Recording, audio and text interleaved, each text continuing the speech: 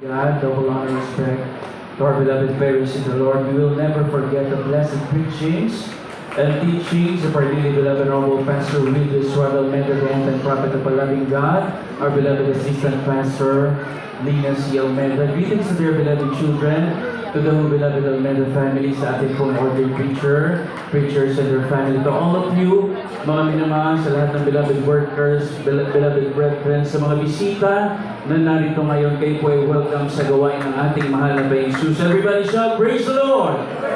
Malakas na palakpak para sa ating pinakamamahal na Jesus. Hallelujah! Lahat ng pinagpala, mga minamahal, magsabing praise the Lord! Purihin ang ating mahal na Panginoon. Lahat tayo pinagpalang lubos ng ating pinakamamahal na Panginoon. I would like to extend my greetings, mga minamahal. A happy advance Merry Christmas po, mga minamahal, sa inyong lahat, mga minamahal na narito, mainit naglilingkod sa ating pinakamamahal na Jesus. Praise the Lord.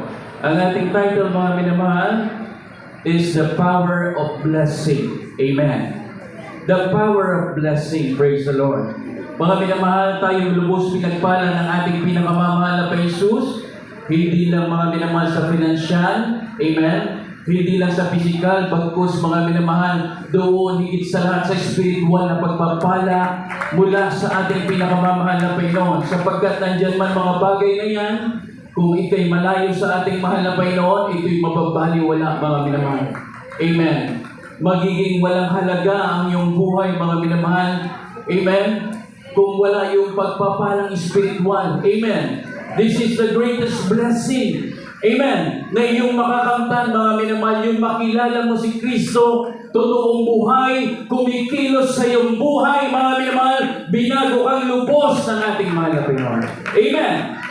Kaya mga minamahal, sa mundong ito, mga minamahal, ang sabi nila, napakaswerte mo. Amen. You are very lucky.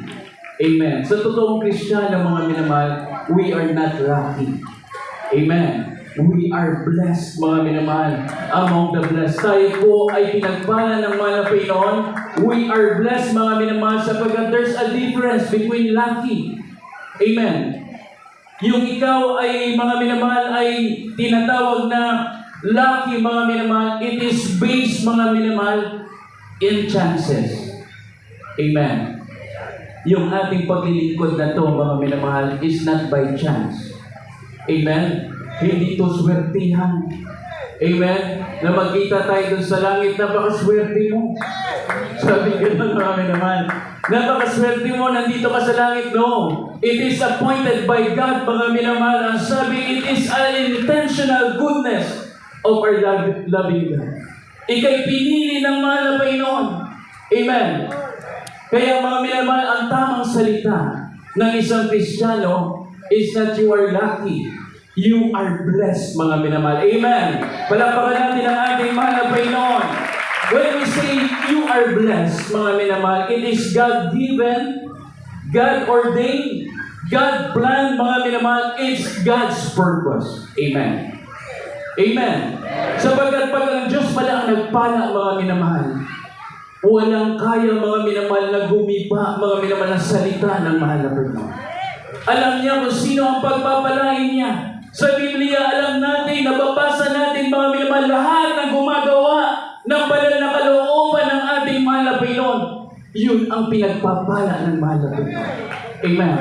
The favor of the Lord is upon them, mga minamahal, na nagsisikap, nagtsatsaga, naghihintay ng buong buhay niya, mga minamahal, ng pagbabalik ng mahal na Panginoon. Amen. I-reflect natin sa ating mga sarili. Ganyan ba ang ginagawa mo sa iyong buhay? Bawat minuto ng iyong buhay. Na one day dadating ang mahal na Panginoon, ikaw ba'y nakahanda? Amen. One day dumating ang hatol ng mahal na Panginoon. It's your appointed time, mga minamahal. Ika'y kunin na ng ating mahal na Panginoon. Haharap ka sa mahal na Panginoon. Hanggang doon na lang iyong buhay. Handa ka ba sa pagbabalik ng mahal na Panginoon? Kaya sabi, mga minamahal, na it is intentional goodness of God. Amen. Amen. Mabuti ang ating mahal na Jesus. Amen.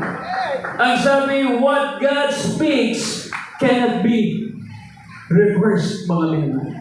Hindi mo pwedeng baliktarin ang sinabi ng mahal na Panginoon. Pag sinabi ng Diyos na ikay pagpapalain ka ng mahal na Panginoon. Amen. Everybody shout, praise the Lord. Kaya po basahin natin Genesis chapter 27, verse 27 to 29. Sa aklat po ng Genesis, kabanatang 27, ang talatang 27 hanggang 29. At siya'y lumapit at tumalik siya sa kanya. At naamoy ng ama ang amoy ng kanyang ama, mga suot.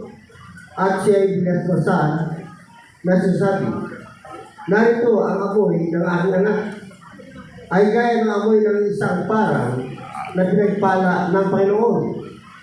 At bigyan ka ng Diyos na hamog ng langit at ng taba ng lupa at ang saga ng trigo ng alak ay tinibig. Ang mga bayan ay maglikod nawa sa iyo at ang mga bansa ay magsiyakod sa iyo.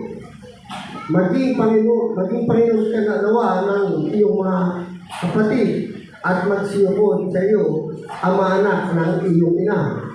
Sumpay nawa ang mga susumpa sa iyo at maging pagpapala ang mga magpapala sa iyo. Palakpakan natin na malakas ang ating mahal na Panginoon Jesus. Everybody shout, praise the Lord.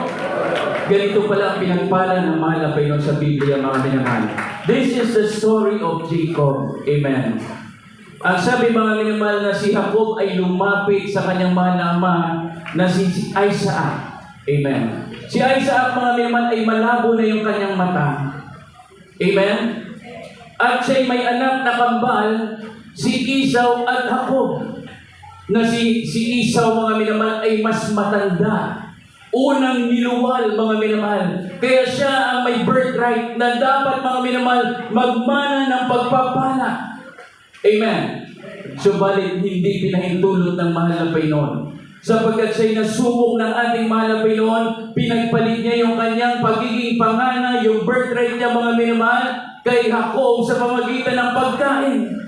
Kaya nangyari, mga minamahal, sa mahabang kwento na ito sa Biblia, mga minamahal, na ang sabi, paano pinagpala si Jacob ng Diyos? Amen. Praise the Lord. At ang sabi dito, narito ang amoy ng aking anak, siya'y lumapit kay Isaac. At gaya ng amoy ng isang parang na pinagpala ng Panginoon. At bigyan ka ng Diyos ng hamog ng langit at ng taba ng lupa at ng saga ng trigo at alak. Ang mga bayan ay maglilingkod nawa sa iyo at ang mga bansa ay magsisiyukod sa iyo. Maging Panginoon ka nawa ng iyong mga kapatid at magsiyukod sa iyo ang mga anak ng iyong ina. Sumpain nawa ang mga sumumpa sa iyo at magiging mapapala ang magpapala sa iyo. Palakpakan natin ang ating mga. Ang isang Kristiyano, mga minamahal, na matapat sa ating mahal na Panginoon. Na nakikitaan ang ating dakilang Diyos pagsunod mo sa kalooban ng ating mahal na Panginoon. Mga minamahal, mararanasan mo ang bagay na ito. Ang sabi, ang maging mapapalad ang mga magpapala sa iyo. Amen. God will bless, mga minamahal, yung mga tao, mga minamahal, na nagiging pagpapala doon sa mga tunay na mga Kristiyano. Amen. Everybody shall praise the Lord. Kaya ang sabi, mga minamahal, na lumipas ang panahon ng si Jacob, mga minamahal, talaga napatunayan na sa Biblia ang propesya ay totoo nangyari sa kanyang buhay, sapagkat lumipas ang mga panahon, he became the father of the 12 tribes. Amen. At siya'y tinawag na Israel. Everybody shall praise the Lord. Pag ika'y binago na ng ating mahal na Panginoon, bibigyan ka ng bagong pangalan ng mahal na Panginoon. Amen. Galing ka sa lusak ng kasalanan, pag ika'y binago, mga minamahal, iba na ang iyong pagkatao. You are a new creature, ang sabi ng Biblia. Amen. Kaya pinangalanan siyang Israel, mga minamahal. Ang sabi, wala siyang nakitang kasamaan kay Jacob. Sumunod na talata, basahin natin, mga minamahal, na ang Panginoon ay suma sa kanya kay Jacob. Dito po sa aklat ng mga bilang, kapitulo 23, ang talata po yan, 19 hanggang 21. Ito po ang sinasabi. Ang Diyos ay hindi tao na magsisinungaling, ni anak ng tao na magsisisi. Sinabi ba niya at hindi niya gagawin? O sinalita ba niya at hindi niya isasagawa? Narito, ako'y tumanggap ng utos na magpala at kanyang pinagpala at hindi ko na mababago. Wala siyang nakitang kasamaan kay Jacob, ni wala siyang nakitang kasamaan sa Israel. Ang Panginoon niyang Diyos ay sumasa kanya at ang sigaw ng hari ay nasa gitna nila. Amen. Palakpakan natin ang malakas ng ating